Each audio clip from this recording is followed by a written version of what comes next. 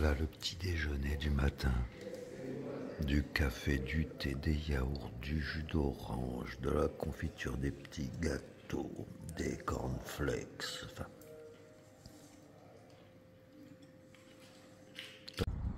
Voilà, nous quittons Vercelli. Nous passons un pont avec une rivière, la Sesia Fulme.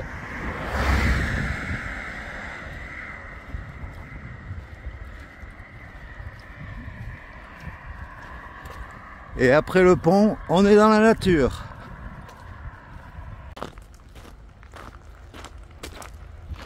Coucou! Salut, ça va? Eh bien, voilà, on a passé une excellente nuit dans le Donativo, le refuge des amis de la Via Francigena à Vercelli. Et là, ben, ce matin, nous reprenons le chemin, toujours pareil, hein, sur la Via Francigena, en direction de Rome et au-delà. Alors, eh bien, aujourd'hui, on va reprendre les petits chemins. On va pas prendre la route, hein, comme hier. Et on va traverser à nouveau des rizières. Ça va pas être forcément folichon les paysages, mais bon, je pense que depuis 2 jours là tu commences à être habitué. Et donc du coup, ben, hein, on peut y aller, hein, je crois, on est prêt. Allez, 1, 2, 3, andiamo! Et bien voilà, comme tu peux le voir, nous longeons toujours des rizières. C'est une région qui est un grenier de production du riz ici en Italie.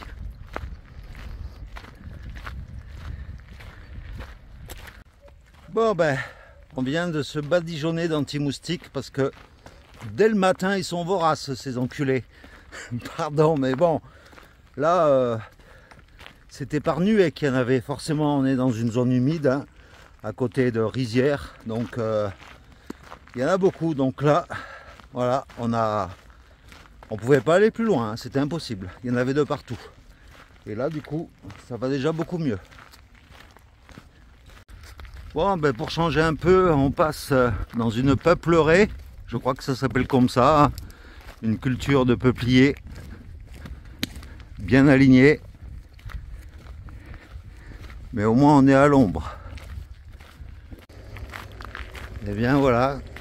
Comme depuis il y a 2 jours, tu as des rizières d'un côté, des rizières de l'autre, et au milieu, un chemin tout droit dont on ne voit pas la fin.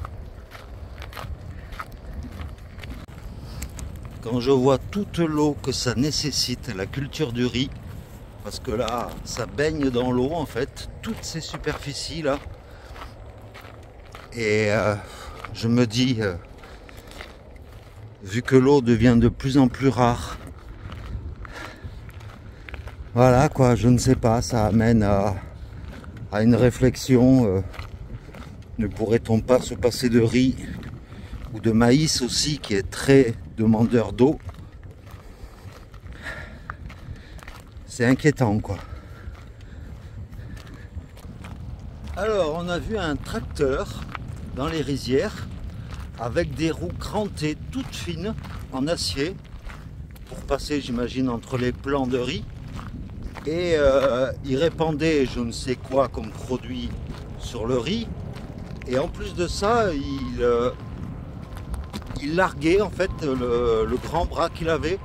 Tous les 5 mètres, il larguait un petit sachet blanc. On ne sait pas ce que c'est. Si c'est de l'insecticide ou un repère, je ne sais pas du tout. Mais c'est la première fois que je voyais ce style de tracteur à roues et ce genre de répandage de petits sachets blancs. Bon, même si le dénivelé depuis quelques jours il est vraiment pas exceptionnel, eh bien je te le présente quand même pour l'étape d'aujourd'hui. Comme tu vois, c'est un encéphalogramme plat. Voilà, on peut pas faire plus plat.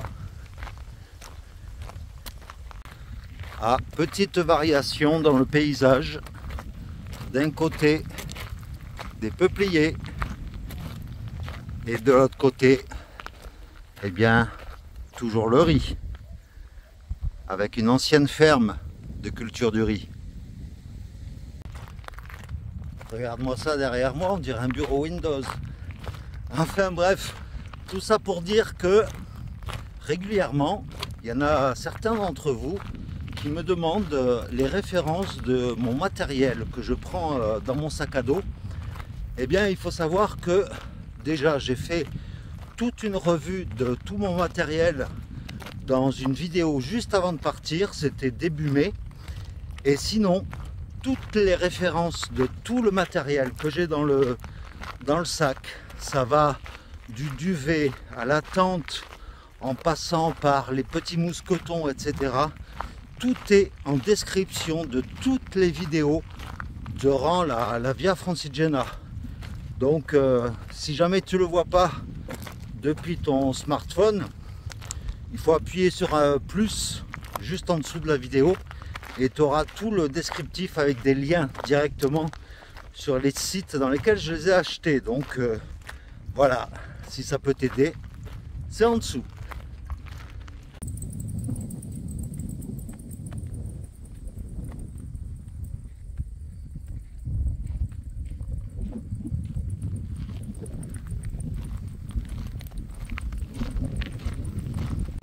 Alors si ça t'arrive comme nous là depuis hier à traverser des paysages qui sont franchement pas top du tout, c'est tout plat, il n'y a aucun relief, et bien moi ce que je fais c'est que quand je marche sur le chemin comme ça, et bien je déconnecte le cerveau et puis je me mets plus ou moins des œillères et puis je marche sans réfléchir.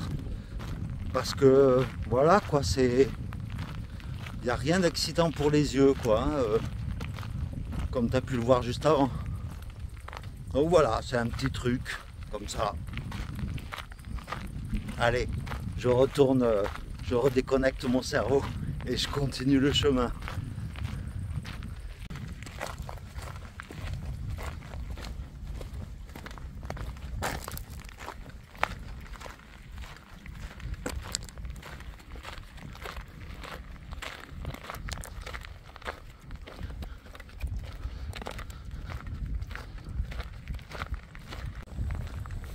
Notre arrivée dans le village de Palestro, avec sa magnifique tour Visconti à droite, signe notre entrée dans une nouvelle région qui est la Lombardie.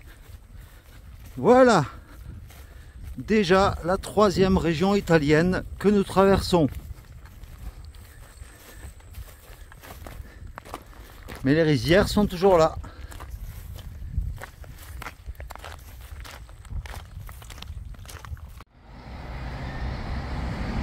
Et ceci est l'église San Martino de Palestro qui date du XVIe siècle.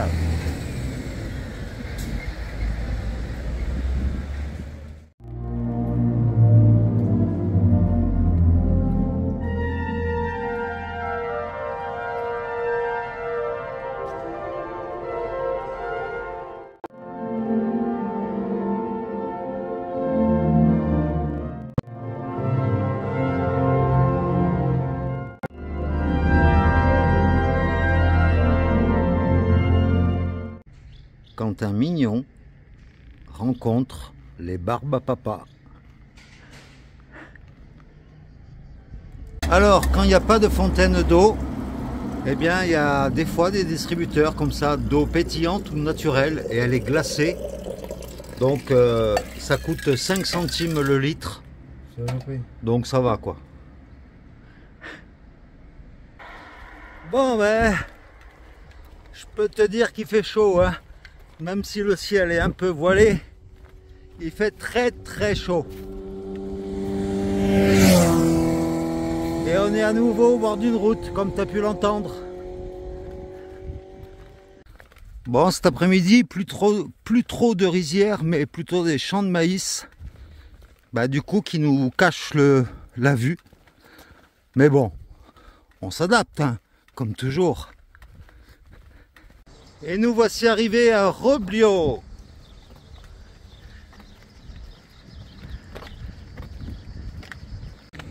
Comune sulla via Francigena. Eh oui, on l'avait bien compris. Bon, l'entrée est pas glamour, hein. Comme toujours en début d'après-midi, les villes sont très calmes. Et ça, je l'ai déjà dit hier. Et nous voilà arrivés à l'Ostello Comunale. C'est-à-dire l'hôtel communal, en fait, c'est un donativo également. À l'entrée du donativo, il y a une fresque sculptée avec des femmes qui récoltent le riz.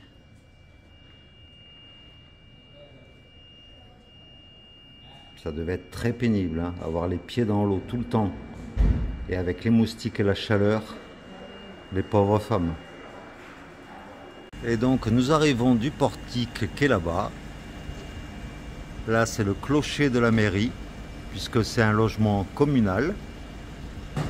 Et nous sommes juste ici, là. Coucou! Et voilà, quand nous entrons, nous avons un hall d'entrée, le petit dortoir de 5 lits. Mais pour l'instant, nous sommes tout seuls. Là, il y a une salle de bain, toute simple, là où Pierre est. Et puis, ici, une petite salle à manger et la cuisine. Et vu que nous sommes au pays du riz, eh bien, à disposition, il y a plein de recettes de riz différentes, en sachet, au micro-ondes, des riz aux céréales, du riz noir, du risotto, enfin voilà, ça c'est hyper sympa. Ouais. Et tout le confort y est, hein. Il y a un micro-ondes, il y a une plaque de cuisson, enfin il y a tout ce qu'il faut, et un frigo. Donc non, c'est simple, mais c'est très fonctionnel, et on va bien y être, je pense. Continuez sur via Francigena, via Mortara. Eh bien voilà, t'as tout compris. On profite de la quiétude de la ville pour aller faire quelques courses au Lidl. Et là, je vois un panneau d'information via Francigena. Qu'est-ce qu'il raconte? Ça, c'est notre étape, une partie de l'étape de demain, ça. On continuera après Mortara, nous, normalement, demain. Une petite chapelle au passage qui est fermée. Bon, les chiffres sont un peu trompeurs, mais voilà. Alors, je voulais revenir sur le sujet des donativos. Eh bien là, franchement, depuis hier en fait, on a regardé en fait, et on va rentrer dans une zone où il y a beaucoup de donativos, enfin beaucoup. Au moins un tous les 30 km environ. Et c'est des vrais donativos, contrairement aux donativos qu'il y a en France, par exemple, où on te demande d'entrer une somme minimum d'accès aux donativos. Mais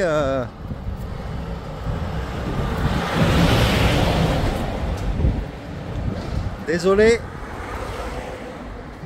on est au bord de la route pour aller faire les courses. Et voilà, en tout cas, ça fait plaisir de retrouver cet esprit pèlerin. C'est juste, je critique rien du tout, hein, bien sûr, c'est juste un constat. Et on retrouve en fait l'esprit pèlerin qu'on peut retrouver sur Compostelle, avec justement de vrais donativos dans lesquels on est toujours bien reçu. Et ça fait plaisir. Et là, par exemple, le prochain donativo après ici, à Roblio, il est dans 30 km, enfin 29 km. Et après, il y en a encore un autre, je crois, à 15 ou 20, je sais plus. Enfin, voilà quoi, ça fait plaisir. Oui, et puis en plus, pour des randonneurs, des pèlerins comme nous, qui faisons un très long voyage à pied, eh bien de rencontrer comme ça des donativos, surtout pour des personnes qui n'ont pas beaucoup de moyens. Bien sûr, dans les donativos, on donne à la hauteur de nos moyens, mais ça permet de bien se reposer, de bien se laver, de bien manger. Voilà, dans le donativo où on est, par exemple, il y a une cuisine à disposition, ce qui est très bien aussi. Et ça va nous permettre de vraiment reprendre plein de force pour pouvoir continuer notre chemin, quoi. Voilà. Bon, alors attention, je ne suis pas sponsorisé par Lidl, bien sûr, mais comme je l'ai dit il y a 2 jours, les magasins Lidl en Italie, on trouve de tout, du choix et surtout du vrai pain. Donc, on va aller voir ça tout de suite.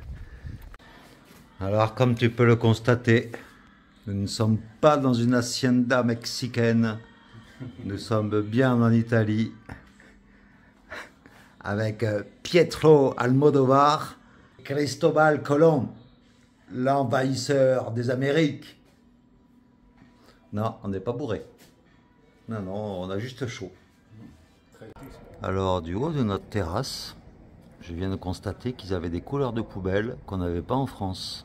Déjà une bleue, une jaune apparemment c'est pour les cartons, une blanche, je ne sais pas. Et puis une grise pour le tout, quoi.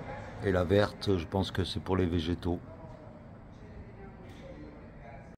Et c'est du haut du clocher de la mairie que nous sommes sur notre terrasse, là, tranquillement, à l'ombre. Elle est pas belle la vie. Alors, vu qu'on est au pays du riz, eh bien, ils ont réussi à faire des chips avec du riz. Alors, il y a différentes variétés de chips, mais bon, ça n'a pas vraiment de goût, hein. C'est pour ça qu'on a rajouté un peu de ketchup avec. Tout est au riz. Oui. Et même les draps sont faits. Et puis on se sent en sécurité parce que juste à côté de la mairie, il y a la police locale, la Polizia Locale. Alors au menu de ce soir, un petit risotto avec 2 steaks hachés, un petit vin de Toscane et pour Pierre une autre catégorie de riz. Ben voilà quoi, on est dans le pays du riz donc on va y faire honneur. Eh bien voilà, il fait déjà nuit et on a discuté longuement avec Sophie en visio et donc elle nous rejoint le 9 août exactement. Donc ça arrive vite, c'est dans une grosse semaine et il nous tardait qu'elle revienne, c'est sûr. Donc là, Pierre est déjà en train de dormir. Là, je suis juste devant la petite terrasse, devant le donativo. Et c'est pour ça que je parle pas très fort non plus. Donc voilà, c'était une vidéo sans trop grand intérêt, encore une fois, puisque c'était encore la traversée des rizières. Mais j'espère dans tous les cas que cette vidéo t'aura plu. Et puis on te retrouve dès demain pour la suite de notre aventure dans la Lombardie cette fois-ci. Et puis voilà, on te fait de gros bisous à toi qui regarde cette vidéo. Et puis on te dit à demain. Allez, ciao.